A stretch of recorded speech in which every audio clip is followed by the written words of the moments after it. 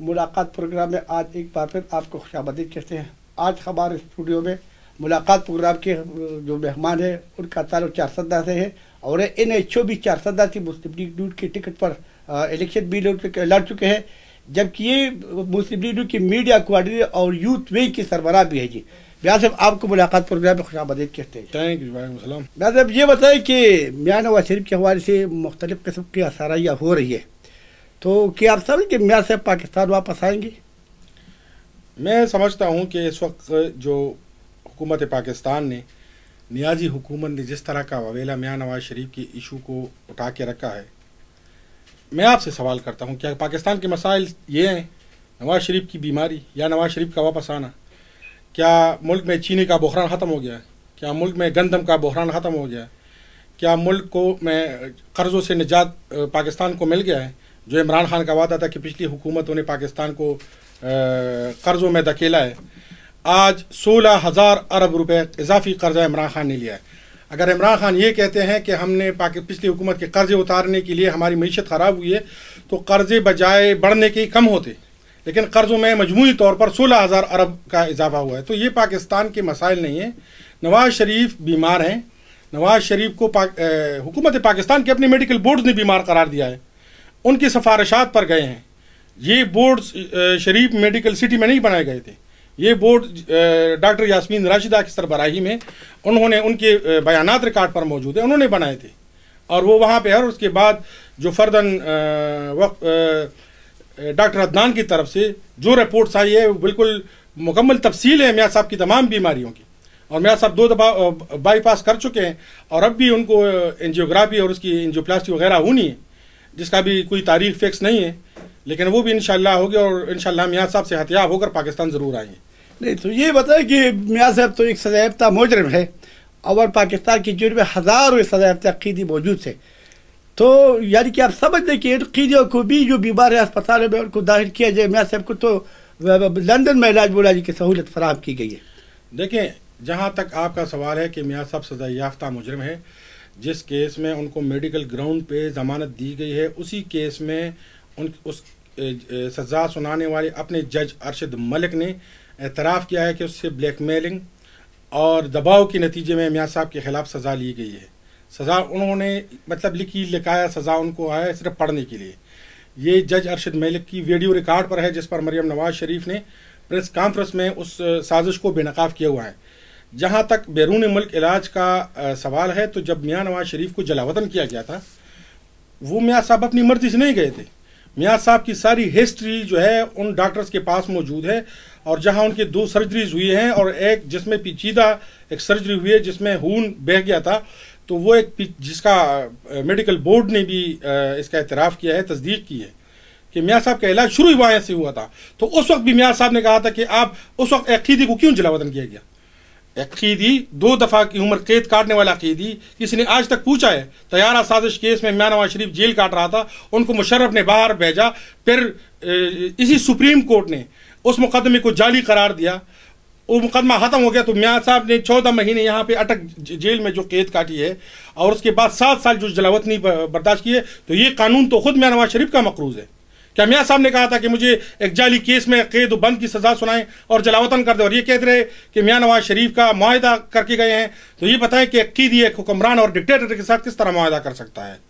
کیا قیدی کر سکتا ہے اس طرح کا معاہدہ؟ جب ان کو وہ تو اٹک جیل سے براہ راست ان کو جدہ بھیج دیا گیا۔ تو میاں صاحب ایک بات یہ بتائے کہ جب میاں نواز شریف جنرل مشرف کو سزا ملی،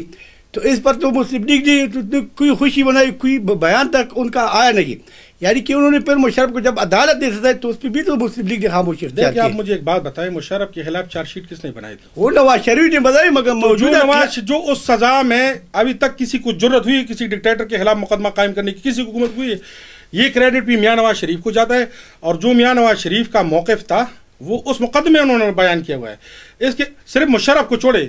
اس وقت کسی بھی سیاسی صورتحال سے اگر میاں صاحب کا کوئی اور بیان آ جاتا اور مشرف کے بارے میں نہ آتا تو پھر آپ کی بات درست تھی، لیکن اس وقت کسی ایشو پر وہ اپنی بیماری کے ساتھ عدالت نے ان کو غدار قرار دیا ہے۔ شاید ہے کہ مسلم لیگ ڈھول باجے نکال کے خوشیاں مناتی، ایک اتنا چھوٹا سا بیان بھی نہیں کہ سپریم کورٹ کے خلاف کیا قیادت کہاں جا رہی ہے مسلم لیگ کی؟ ایک بات میں عرض کرتا چلوں، مسلم لیگ نون آپ پاناما یہ ڈان لیگز کو لے لی، کمرے میں کہی ہوئی ایک بات کو انہوں نے ڈان لیگز بنا دیا، اس کو اداروں کے ساتھ ٹکراؤ کا ایشو بنا دیا گیا۔ جو وہ اس ٹور میں کہا گیا تھا، سچ تھا یا جھوٹ تھا، جو کچھ بھی تھا،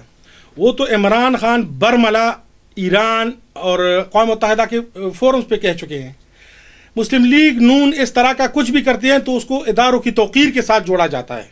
کہ آپ اداروں سے ٹکراؤ کر رہے ہیں، آپ اینٹی اسٹیبلشمنٹ جماعت ہے، آپ غدار ہیں۔ اس کو فوج، حالانکہ فوج جس طرح کی عقیدت مسلم لیگ نون رکھتی ہے اپنے فوجی جوانوں کے ساتھ جو بارڈرز پہ کھڑے، ہم پہلے بھی کہتے ہیں کہ ہم اداروں کے خلاف نہیں، اداروں میں ان کرداروں کے خلاف ہیں جنہوں نے نہ صرف اپنے اداروں کو بدنام کیا اور کمزور کیا بلکہ پاکستان کو بھی نقصان پہنچایا۔ تو مشرف بھی ایک کردار تھا،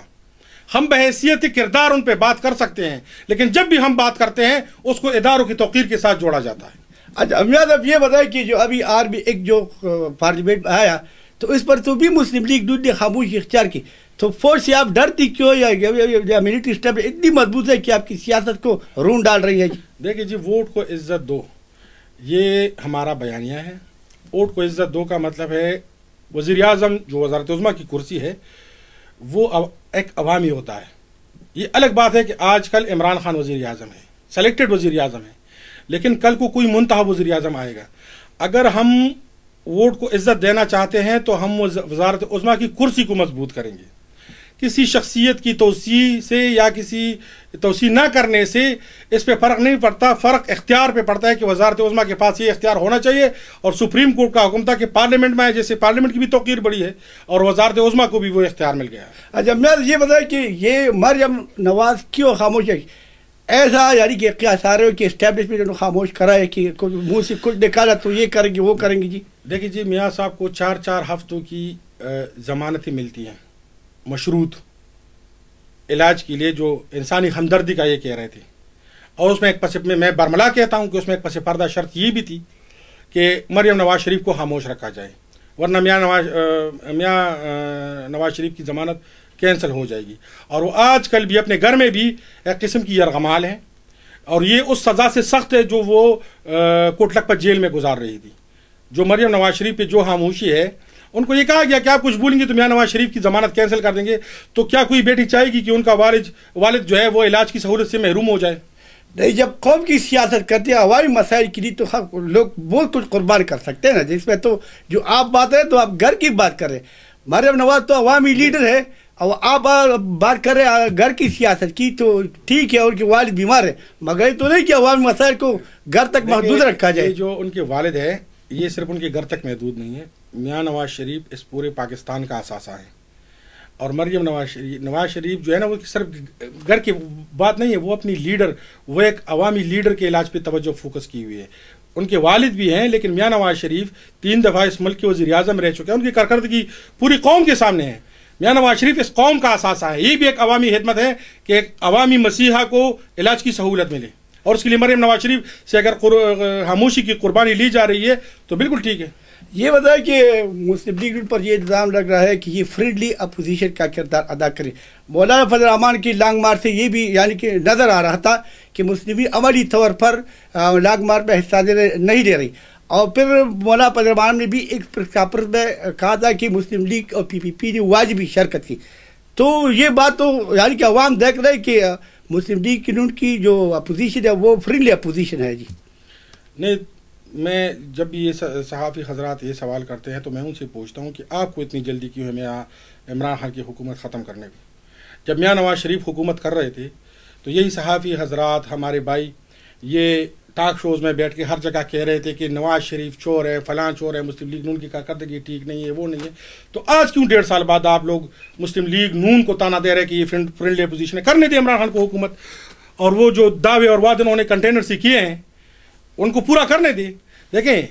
نواز شریف ابھی تک کوئی رکاوٹ کڑی نہیں کی اس حکومت، تاکہ عمران خان کو کل کوئی بہانہ نہ ہو کہ مجھے سیاسی شہید کیا گیا، اور یہ بھی وہ عوام کے سامنے نہیں کہہ سکتے کہ مجھے حکومت نہیں کرنے دی گئی۔ 1.5 سال میں نواز شریف نے اس حکومت کے خلاف ابھی تک کچھ نہیں بولا،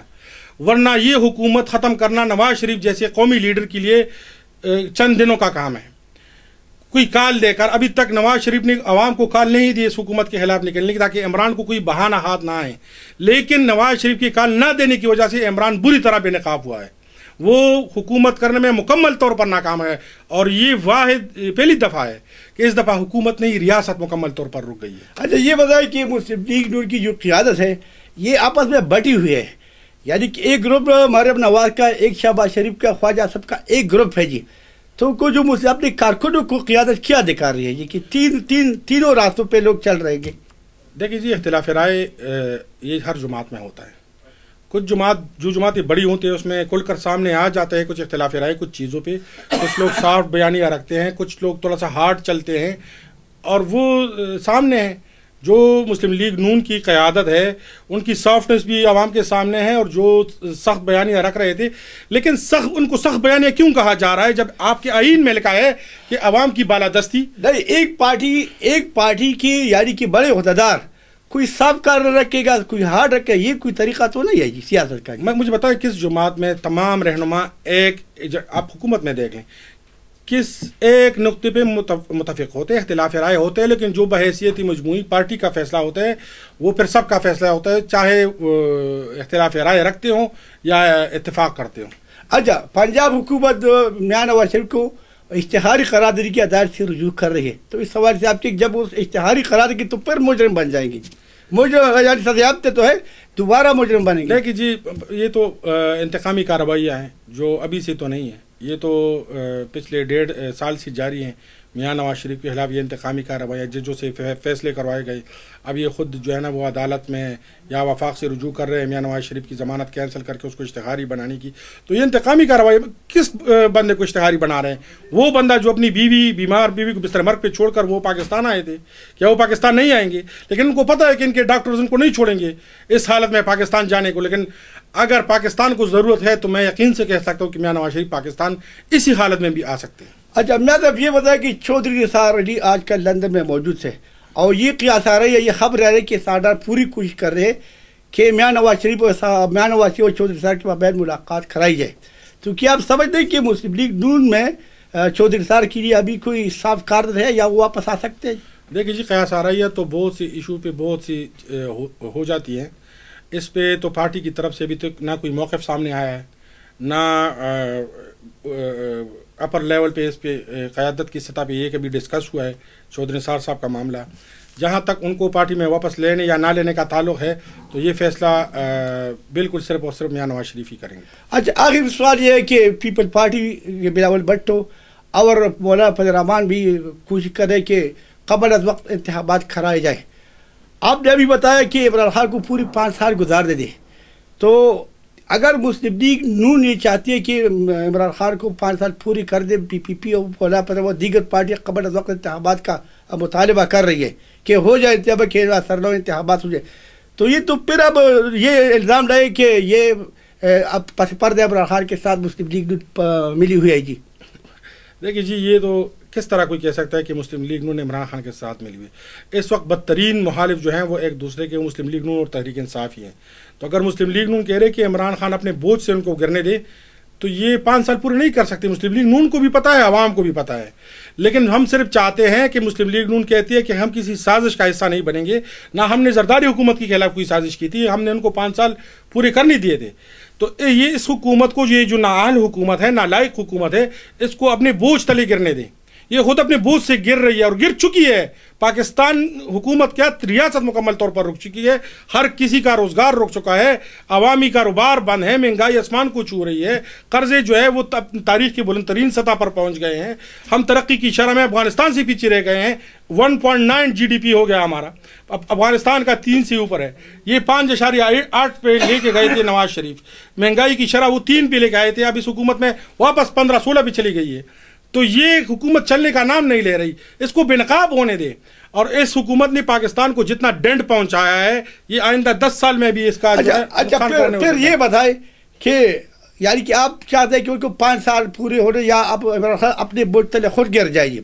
اگر مسلم لیگ کی نون کی حکومت ہے تو یہ مسئلہ آپ کس طرح حل کریں گے؟ دیکھیے جی، آنے والی، بالکل آپ کی بات درست ہے کہ آنے والی حکومت کے لیے سب سے بڑا چیلنج یہ ہوگا کہ یہ معاملات 5 سال تو کیا آئندہ 10 سال میں بھی یہ مسائل حل نہیں ہو سکتے۔ جس طرح کا شدید نقصان پاکستان کو پہنچ چکا ہے پچھلے 1.5 سال میں، تو یہ بڑے ماہرین جو معاشی ماہرین ہیں ان کے مطابق، اور جو ہماری قیادت بھی سوچ بچار کر رہی ہے کہ آئندہ جو بھی حکومت سنبھالے گا